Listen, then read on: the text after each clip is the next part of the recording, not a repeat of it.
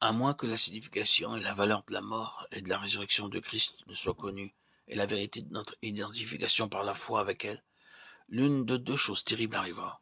Ou bien ce serait une histoire analogue à celle qui nous est décrite dans le chapitre 7 des Romains, une histoire de lutte, d'aspiration et de défaite, une crainte de s'appuyer sur la foi en Christ, en même temps qu'un désappointement profond de la vie chrétienne vécue, qui conduit de plus en plus près du désespoir et de la détresse.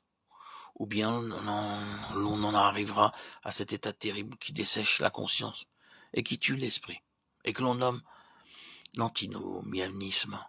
Il sera peut-être utile de le dire ici, ce qu'est cette doctrine. Le mot est formé de anti, contre, et nomos, loi.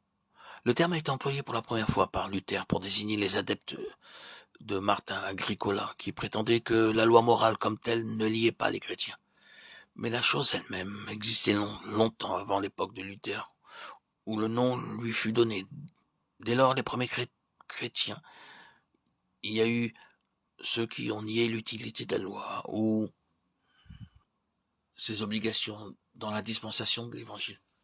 Il semble que déjà dans les temps apostoliques, ce principe ait été à l'œuvre, ce que nous font comprendre plusieurs passages des lettres du Nouveau Testament, car dans ces passages, les apôtres y mettent en garde leurs convertis contre les fausses interprétations de leur enseignement, qui serait une excuse à toutes sortes de dérèglements.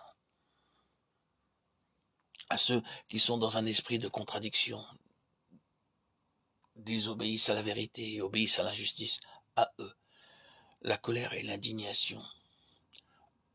Anéantissons-nous donc la loi par la foi? Non, certes.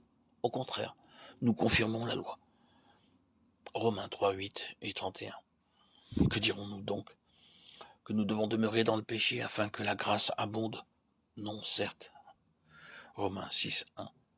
Que personne ne vous séduise par de vains discours, car c'est à cause de tout cela que le coup de Dieu vient sur les enfants de rébellion. Éphésiens 5, 6. Avec leurs discours pompeux et vides, ils séduisent par les convoitises de la chair et par l'impudicité ceux qui viennent à peine d'échapper aux hommes qui suivent la voie de l'erreur, en leur promettant la liberté alors qu'ils sont eux-mêmes esclaves de la corruption. Car on est esclave de ceux qui vous a vaincus.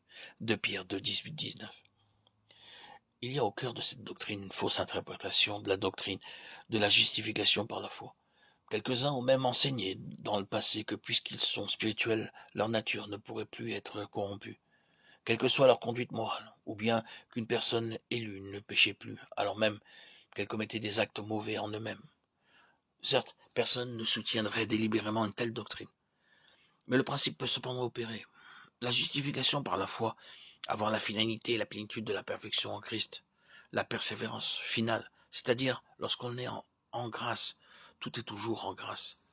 Des affirmations comme celles-là peuvent, si étranges que paraissent cela, produire une espèce de christianisme dur et légal.